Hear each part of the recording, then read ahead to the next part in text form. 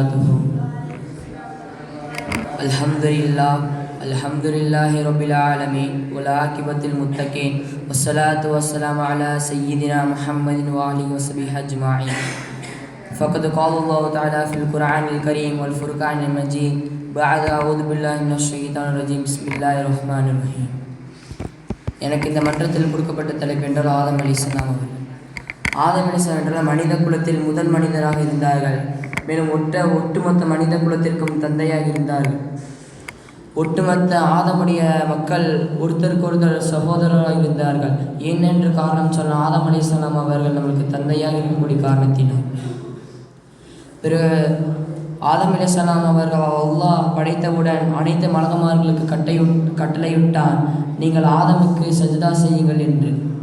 ஆனால் ஆதம் அலைஹிஸ்ஸலாம் அவர்களுடைய மலக்குமார்கள் ஆற்றல் மிக்கவர்கள், சக்தி உடையவர்கள். அப்படி இருந்தாலும் அல்லாஹ் தஆலா ஆதம் அலைஹிஸ்ஸலாம் அவர்களுக்கு சஜ்தா செய்ய சொன்னார். என்ன காரணம் என்று சொன்னால், மனித படைப்பில் அல்லாஹ் தஆலாவுக்கு மிகவும் பிடித்த காரணத்தினால் அல்லாஹ் தஆலா மலக்குமார்கள் கட்டளையிட்டான். பிறகு ஷைத்தான் மட்டும் சஜ்தா செய்யவில்லை. ஏனென்றால் மறுத்தான், நான் நெருப்பால் படைக்கப்பட்டவன், அவன் மண்ணால் படைக்கப்பட்டவன், நான் எப்படி அவனுக்கு சஜ்தா செய்ய வேண்டும் என்று அல்லாஹ்விடம் கேட்டான்.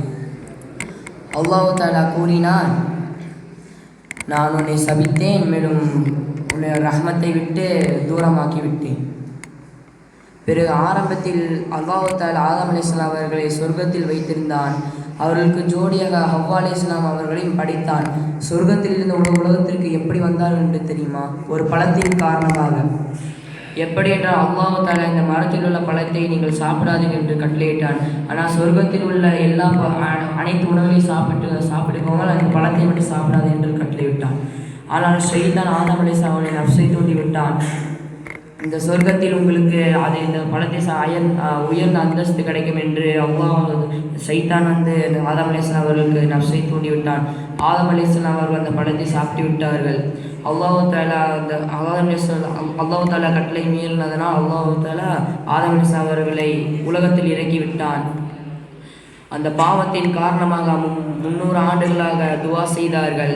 என்ன துவா என்றால், ரப்பனா லனம்னா அன்ஃபுஸனா வ இல்லம் தஹ்ஃபிர் லனா வ தர்ஹம்னா லகூன மினல் ஹாஸிரீன். எங்கள் இறைவா, எங்களுக்கு நாங்களே அநியாயம் செய்து விட்டோம், நீ எங்களை மன்னிக்காம விட்டால், மேலும் இரக்கம் காட்டாவிட்டால் நிச்சயமாக நாங்கள் நஷ்டவாதியம் என்று 300 ஆண்டுகளாக அல்லாஹ்விடம் துவா செய்தார்கள். பிறகு அல்லாஹ்வும் அந்த துவாவை ஏற்றுக்கொண்டான். ஆதம் அலைஹிஸ்ஸலாம் அவர்களையும் மன்னித்தான். பிறகு அல்லாஹ் இந்த உலகத்தில் உள்ள அனைத்து பொருட்களையும் பேரில் விஷயங்களையும் கற்றுக் கொடுத்தான். பிறகு ஒரு ஹதீஸை சொல்லி என் உரையை முடித்துக் கொள்கிறேன். கால ரசூலுல்லாஹி ஸல்லல்லாஹு அலைஹி வஸல்லம், குல்லு பனி ஆதம ஹத்தாஉன் வ கைரு ஹத்தாஇன தவ்வாப். ஆதமுடைய சந்ததிகள் பாவம் செய்யக்கூடியவர்கள் தான்.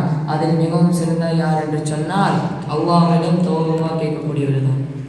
ஆதம் அலைஹிஸ்ஸலாமுடைய சந்ததியிலே அவ்வளோ பாவத்தை செய்து கொண்டிருக்க காரணத்தினால் நம்ம இருக்கக்கூடிய காலத்தில் ஒவ்வொரு நாளைக்கு நிறைய பேரும் அதிக பாவத்தை சம்பாதித்து கொண்டிருக்கிறார்கள். தினமும் அல்லாஹ்விடம் தௌபா கேட்கக்கூடிய பாக்கியத்தை உங்களுக்கும் எனக்கும் தந்தல் புரிவனாக. வாஹித் அல்ஹம்துலில்லாஹி ரப்பில் ஆலமீன். அஸ்ஸலாமு அலைக்கும் வரஹ்மத்துல்லாஹி வபரகாத்துஹு.